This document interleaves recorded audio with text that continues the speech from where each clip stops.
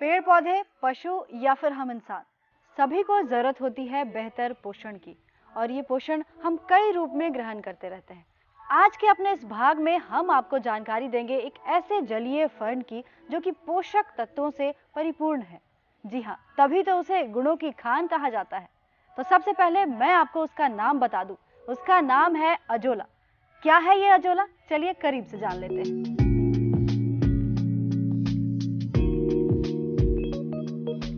Azolla एक उच्च पोषक मान वाला जलीय फर्न है जिसकी पत्तियों में एनावीना अजोली नाम का नील हरित शैवाल पाया जाता है।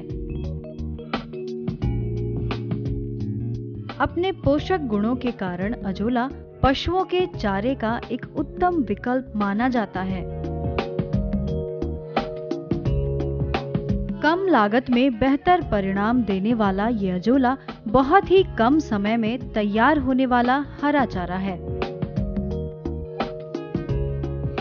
और इसको तैयार करने में अलग से जमीन लगाने की जरूरत भी नहीं पड़ती। अगर पशुपालक भाई चाहें तो इसे अपने आंगन में ही उगा सकते हैं। तभी तो गुणवत्ता, पाचनशीलता और प्रचुर मात्रा में प्रोटीन लिए ये अजोला किसान भाइयों के लिए किसी वरदान से कम नहीं है। गुणों की खान ये अजोला, लेकिन इसका हम करें क्या? आपको बता दें कि ये पशुपालन से लेकर फसल के उत्पादन बढ़ाने में भी आपके लिए काफ़ी मददगार साबित हो सकता है। तो सबसे पहले हम जानेंगे कि ये पशु चारे का बेहतर विकल्प कैसे है। आजकल सही पोषण के अभाव में मवेशियों में कमजोरी की समस्या बेहद आम बात है, जिससे बचने के लिए पशुपालक भाइयों को अपने पशुओं के लिए कई प्रकार के दाना चारे का इंतजाम करना पड़ता है। ऐसे में अजोला पशुओं के लिए एक संपूर्ण आहार हो सकता है। दुधारू पशुओं को 1-1 किलो सुबह शाम अजोला किसी अन्य पशु आहार के साथ मिलाकर देने से उनके दूध में 8 से 15% तक की बढ़ोतरी होती है। इसके अलावा पशुपालन के कई आयाम जैसे बकरी पालन, सुअर पालन, कुक्कुट पालन में भी अजोला चारे का एक बेहतर विकल्प हो सकता है। पशु आहार के लिए डेयरी के बगल में ही अजोला का उत्पादन किया जाना बेहतर होता है। पशुपालक भाई ये ध्यान रहे कि कभी भी अजोला को गड्ढे से सीधे छानकर पशुओं को नहीं खिलाना चाहिए। गड्ढे से निकाले जाने के बाद अजोला को 3-4 बार साफ पानी से धो दें। उसके बाद ही साफ अजोले को पशु आहार के लिए उपयोग में लाएं।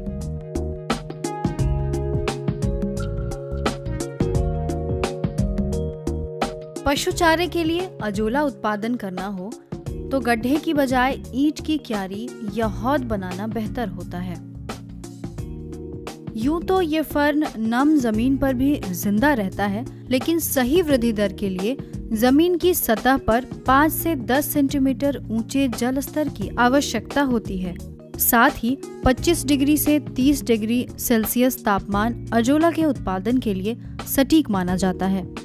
इसके अलावा तकनीकी पहलुओं पर अगर गौर करें तो अजोला की खेती के लिए उपयोग में लाई जाने वाली मिट्टी एवं पानी का पीएच मान 5 से लेकर 7 के बीच रहना चाहिए।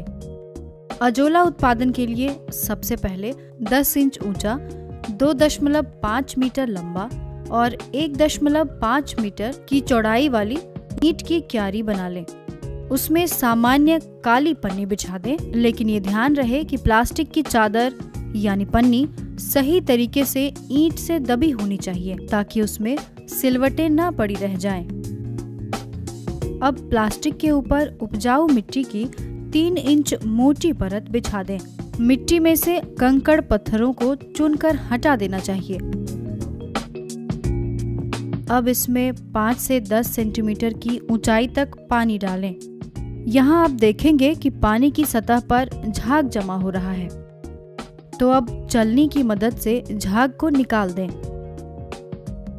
अजोला की उत्पादकता बढ़ाने के लिए गोबर की जगह इसमें कई रासायनिक मिश्रण देना सही होता है, क्योंकि कई बार गोबर के दुर्गंध की वजह से पशु अजोला नहीं खा पाते हैं। तो ऐसी स्थिति में अजोला उत्पादन में एसएसपी का इस्तेमाल करने के लिए पहले 5 किलो सिंगल सुपर फॉस्फेट के साथ 250 ग्राम म्यूरेट ऑफ पोटास और 750 ग्राम मैग्नीशियम सल्फेट का मिश्रण तैयार कर लें। उसके बाद तैयार मिश्रण का 10 से 12 ग्राम एसएसपी प्रति वर्ग मीटर की दर से 1 सप्ताह के अंतराल पर अजोला की क्यारियों में डालें। आइए अब ये जानते हैं कि खेती बाड़ी में अजोला किस तरह से सहायक है, यानी कि धान के फसल की पैदावार को अजोला किस तरह से बढ़ा सकता है। धान की फसल में अजोला का उपयोग बेहद कारगर होता है। हरी खाद के रूप में अजोला को अन्य उर्वरकों के साथ मिलाकर धान की फसल में डालने से रासायनिक उर्वरकों की खरीद पर होने वाली आधी रकम की बचत हो सकती है। जैसे 1 किलो प्रति वर्ग मीटर की दर से उर्वरक में अजोला मिलाकर डालने से तकरीबन 2000 रुपए प्रति हेक्टेयर की बचत होती है और अजोला का प्रयोग रोपनी के 1 सप्ताह बाद करने से धान की पैदावार अच्छी की जा सकती है। इसके अलावा वर्मी कंपोस्ट बनाने में अजोला बहुत ही उपयोगी साबित हुआ है। वर्मी कंपोस्ट में उपयोग होने वाले गोबर में अजोला मिलाने से केचुआ का वजन और उसकी संख्या दोनों ही बढ़ जाती हैं। विशेषज्ञों का मानना है कि अजोला मिश्रित करने से वर्मी कंपोस्ट का पोषक मान और भी बढ़ जाता है।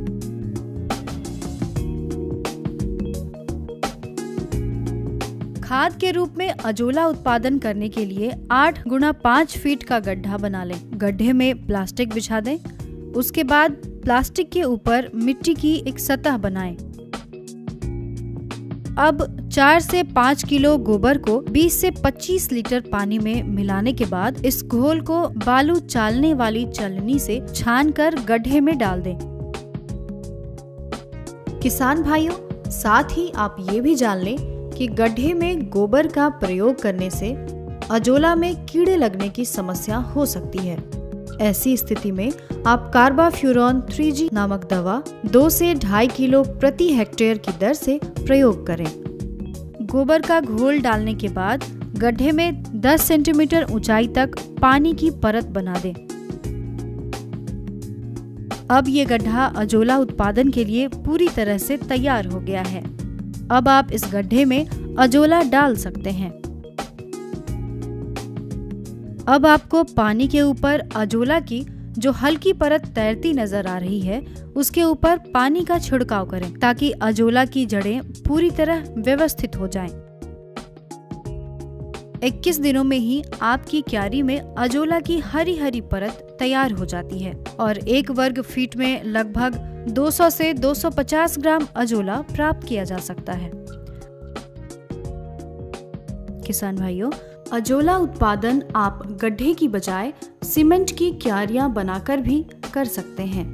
बरसात के मौसम में अधिक बारिश होने से अजोला के बह जाने का डर रहता है, इसलिए सीमेंट की बनी क्यारियों के मुंह पर जाली लगा दी जाती है या फिर गड्ढों में पुआल लगा दिया जाता है ताकि पानी के बहाव के साथ अजोला बाहर ना आ जाए।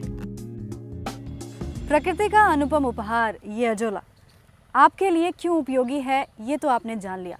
पशुपालन से लेकर फसल उत्पादन तक में इसका एक